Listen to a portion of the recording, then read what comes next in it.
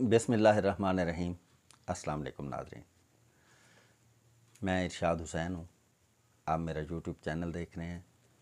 मेरे चैनल को ज़रूर सब्सक्राइब करें, दोस्तों के साथ शेयर करें और बेल आइकन को ज़रूर प्रेस करें। मैं आप सबका बहुत शुक्रगुज़ार हूँ। रोज़ाना की बुनियाद पर 2-4 दोस्तों का इजाफ़ा होता है मेरे जो चैनल को सब्सक्राइब करते हैं, और मेरी ये तवक्कुआत हमेशा आपसे जुड़ी रहेंगी। मैं बात करना चाहता हूँ मोहसिन बेग पर। मोहसिन बेग एक सहाफ़ी है। वो इस्लामाबाद में सहाफ़त करता है। इस्लामाबाद में उसकी रिहाइश है। कुछ दिन पहले जब हुकूमत की जानिब से मुराद सईद को मिनिस्ट्री में सबसे बेहतर काम करने पर पहला इनाम दिया गया, तो उसके अगले रोज़ जी फॉर गरीदा GNN के टेलीविज़न पर एक प्रोग्राम में गुफ्तगू हुई, तो मोहसिन बेग ने मुराद सईद के बारे में रिहाम खान की एक किताब के सफ़ा नंबर 273 पर लिखी गई कुछ गुफ्तगू के बारे में ज़िक्र किया। जब मोहसिन बेग से ये सवाल किया गया कि मुराद सईद को पहला इनाम क्यों मिला, तो उन्होंने कहा मुझे नहीं पता उनकी कारकर्दगी क्या है। उन्होंने उस किताब के उस सफ़े का भी हवाला दिया। वो किताब रिहाम खान ने लिखी, और रिहाम खान इमरान खान साहब की साबिक अहलिया हैं। वो उनके घर का बंदा थी, उनके साथ रहीं, उन्होंने उनके साथ वक्त गुजारा। वो खातून अव्वल बनी और फिर उन्होंने अलहदगी अख्तियार कर ली और फिर एक किताब लिखी। किताब के सफ़ा नंबर 273 पर उन्होंने कुछ लिखा जिसका उन्होंने ज़िक्र किया। उस पर मुराद सईद ने FIA लाहौर में एक दरख्वास्त दी। जिस दिन दरख्वास्त दी उसी दिन 9 बजे मुकदमा दर्ज हुआ। उसी दिन लाहौर से 9 बजे इस्लामाबाद FIA पहुंची।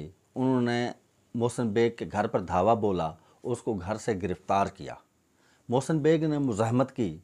सिविल कपड़ों में उनके घर में घुसने वाले लोगों ने जब ख़वातीन और बच्चों के साथ बदतमीज़ी और बदतहज़ीबी की, तो उन्होंने उनके ऊपर फायरिंग की।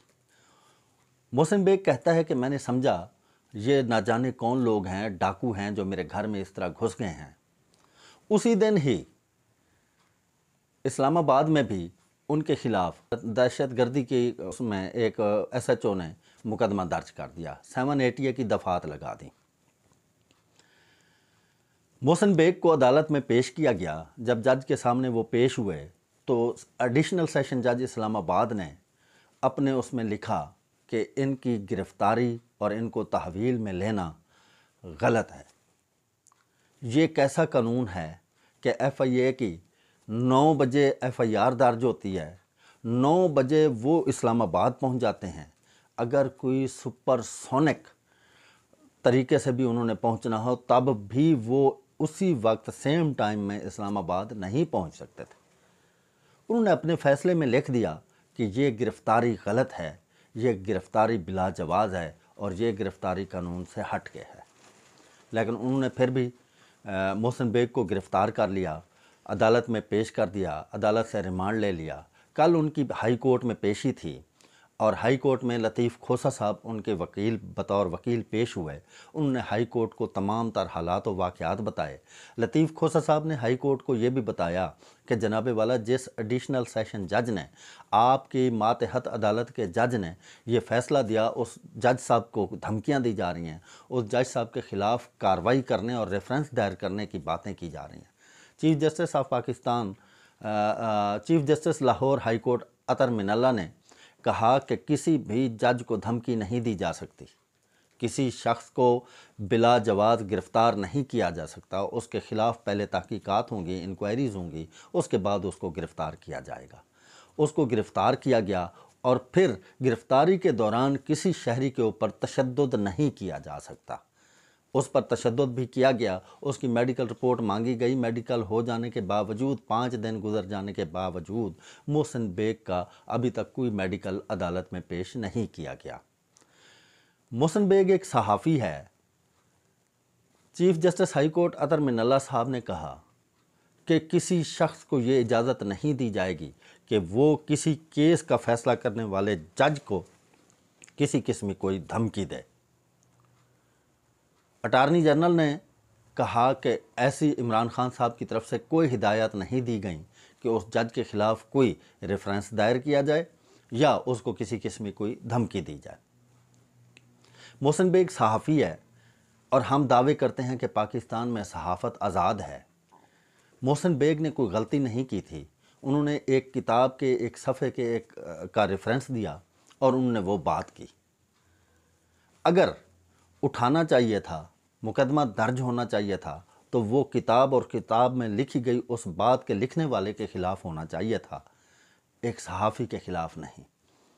اس کے خلاف ذاتی اناد پر یہ مقدمہ درج کر کے تشدد کا نشانہ بنایا گیا اور اسے بند کیا گیا۔